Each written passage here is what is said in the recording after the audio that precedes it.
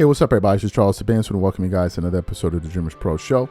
We cover everything from sports, hot topics, classic debates, entertainment, and we give you guys a fresh perspective on things and how we see them. This has nothing to do with sports, this show here, but it does have to do with Stephen A. Smith, who is in the sports world. So therefore, I said this is something worth talking about. That's number one. And number two, this thing is just pissing me off. But before we even get into that, please make sure you like the video and sub to the channel. So, as you guys know, I've been saying it. Stephen A. Smith is a grifter. And I don't think I'm breaking any ground here because some guys in sports have been dabbling in some little political talk. I'm not the first one. I won't be the last one. Bigger voices are doing it. Bill Simmons, Jason Whitlock, Marcellus Wiley, Dan Le Batard, and some other people have done it. So I don't think I'm breaking decorum here. But there's something that's really annoyed me. What has annoyed me beyond the fact that Stephen A. Smith is absolutely not qualified to even be taken seriously as a presidential candidate, is the people that actually take what Stephen A. Smith say as something that's worthless. The guy is a grifter. We did a show about it yesterday. There are people that don't even know he voted for Kamala Harris. Can you believe that? The people that are defending Stephen A. Smith because they believe he's a conservative, believe, some of them, not all, that he voted for Donald Trump. That's how well the grift is working. He is grifted so well that some people believe that Stephen A. Smith voted for Donald Trump. Let me just see if I can pull it up here. Let me just share it. This is from the India Times. Okay, it says he voted for Kamala Harris and he regrets his vote because he was misinformed.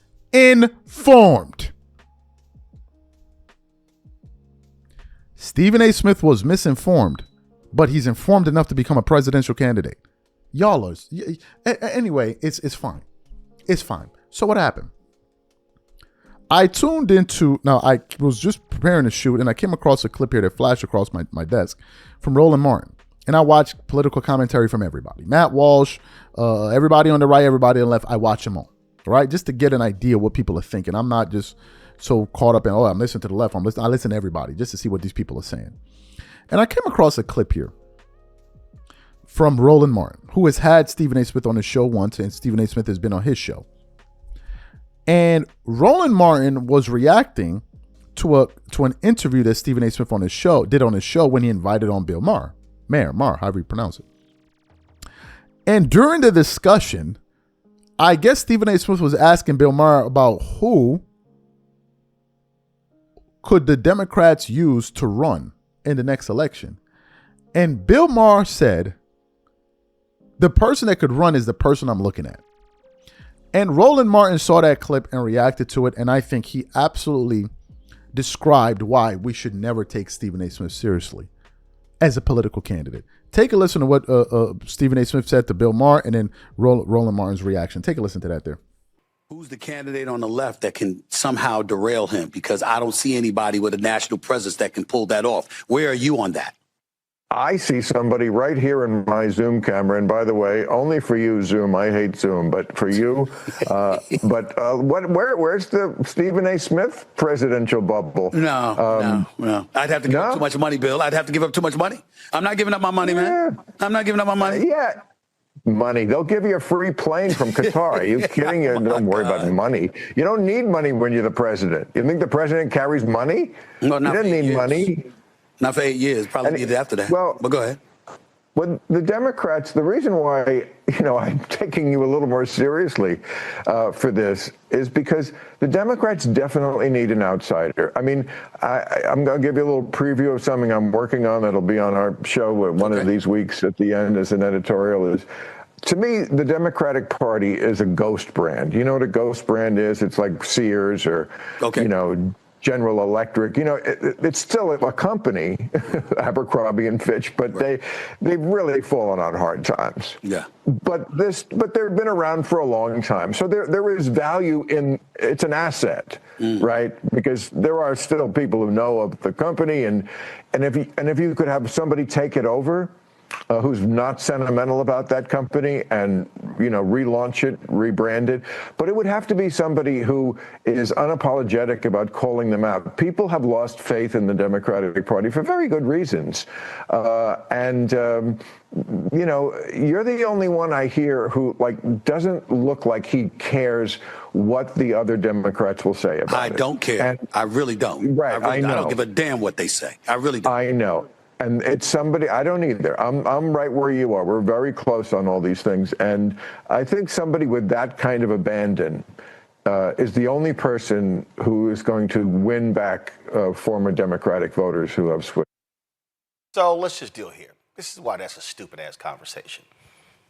I've said this. I've said to him, Stephen A. Smith ain't grossly qualified to not be president, to run for president, to think about president at all. Bill Maher, same. Okay? Being an entertainer ain't the same as being president. Now, let's be real clear. Some of y'all might be saying, well, you know, that America did vote for Trump. Let's be real clear. Trump is a white man with a lot of money. And what did he do? The Republican Party, he played to the issue of race. That's what he did. And see, this is where all these people are. All this, oh my God, we need an outsider. First of all, define an outsider. Define an outsider. I'm going to go ahead and say it. Democratic voters are smarter than Republican voters. Republican voters fell for the okie doke.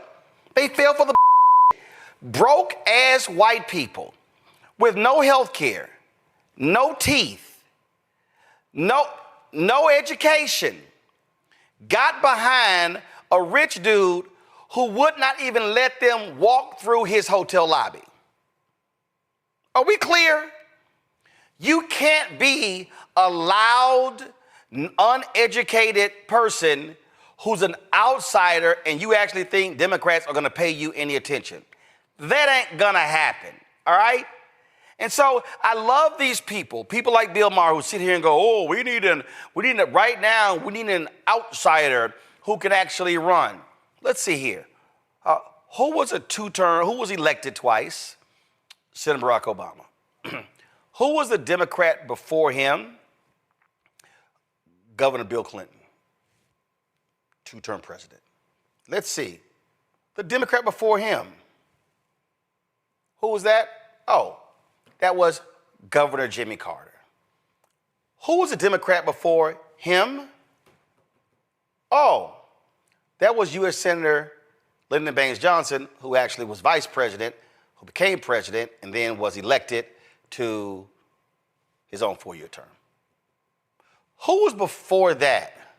Oh, I'm sorry, that was Harry Truman, who followed FDR after FDR was there for 4 terms. What was FDR? Governor, New York. Do y'all see where I'm going? Do y'all see why these are stupid conversations?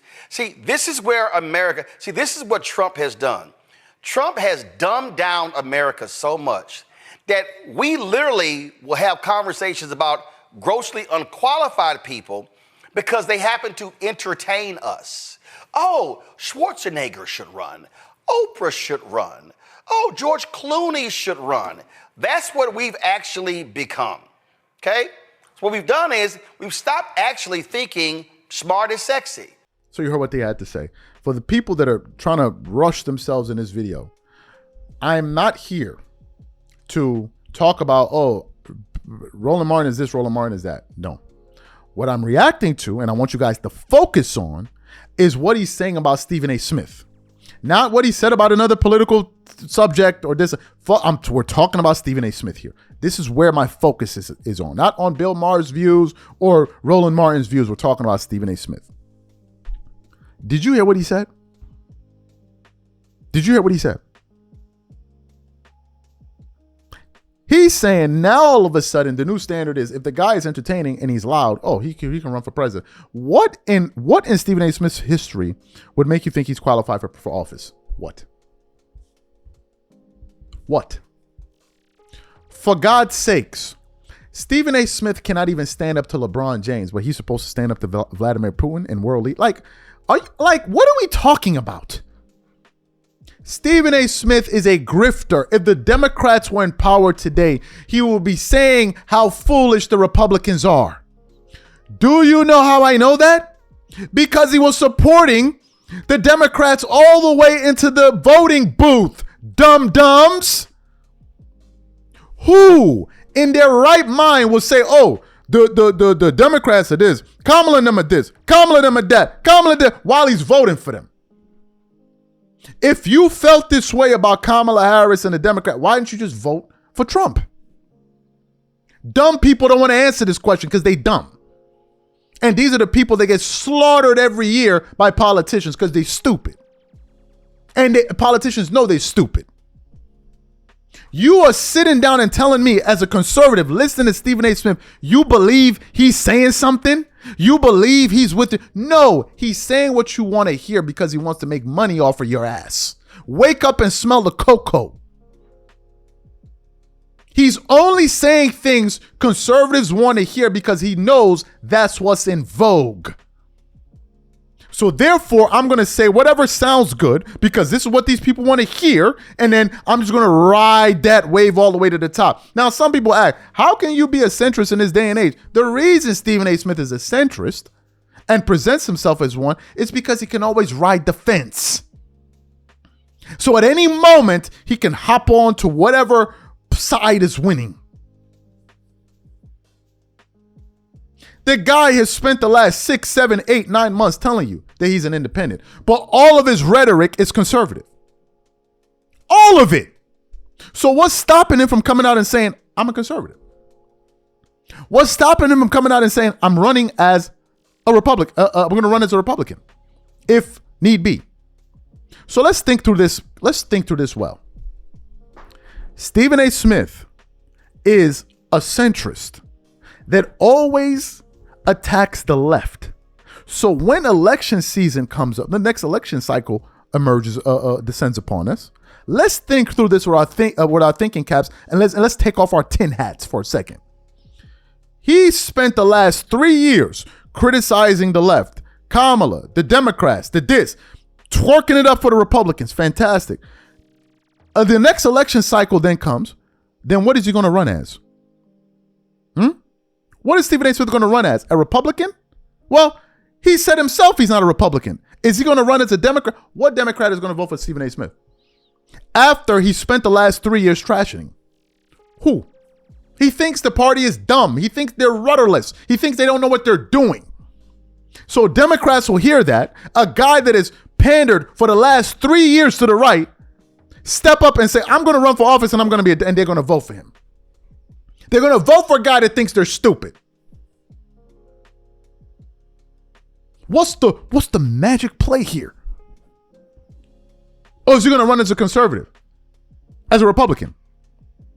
You think Trump likes Stephen A. Smith? The only reason he likes him because he says nice things about him. The guy is so lost that when the Epstein issue had reached a fever pitch, the Republicans wanted Trump and these guys to release the Epstein files.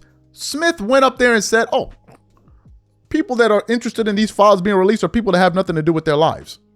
Then, on top said, we don't even know if the files exist after Pam Bondi had already said they exist.